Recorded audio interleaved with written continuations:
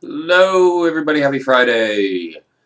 Today was the first day I actually got to work on those spirals that we delivered last week.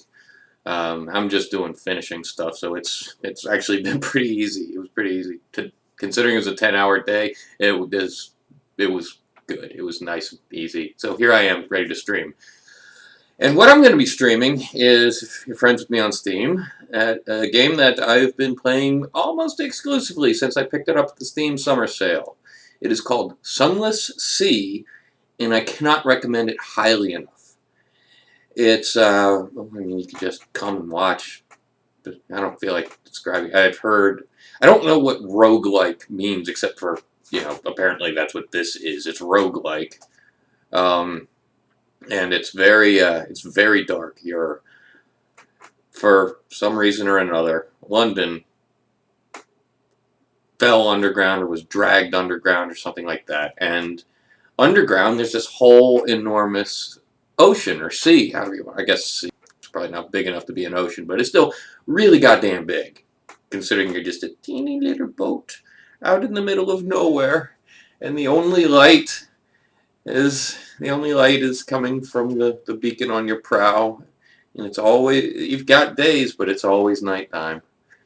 And there's lots of islands that each time do a new game, they're in different positions. Like they have places where they can be, like you can generally guess that, all right, it's gonna be in that direction, but not in the exact same spot where it was, or some of them completely different. And the writing in it is fucking magnificent. The gameplay is fun, and the way it plays, it's like everything that is good about MMORPGs, aside from it being multiplayer, which it's not, without any of the stuff that sucks about MMORPGs and or why I've never been able to get into them. There's no grinding.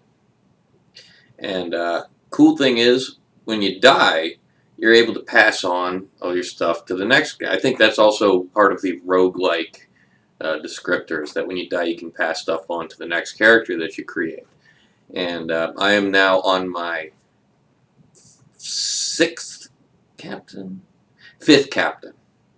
3 of them died horribly at sea, typically getting killed by some sort of monster, because there's a lot of them, like sentient icebergs, for instance, called lifebergs. 3 of them have died. One of them, just to give you an example of the type of stuff that happens in the game,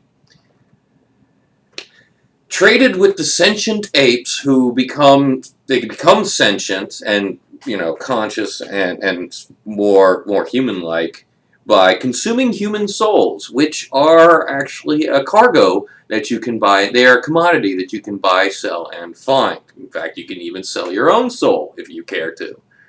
And you keep playing, but some stuff gets locked out for you. Quick cash, but usually not worth it.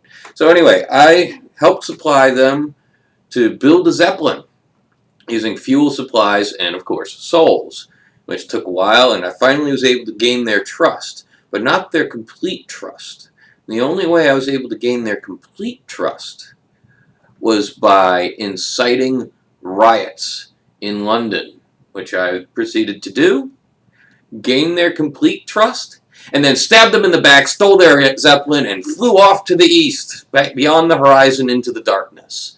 And I chose to do that because there was too many things that I hadn't been able to do with this character, I'd screwed up.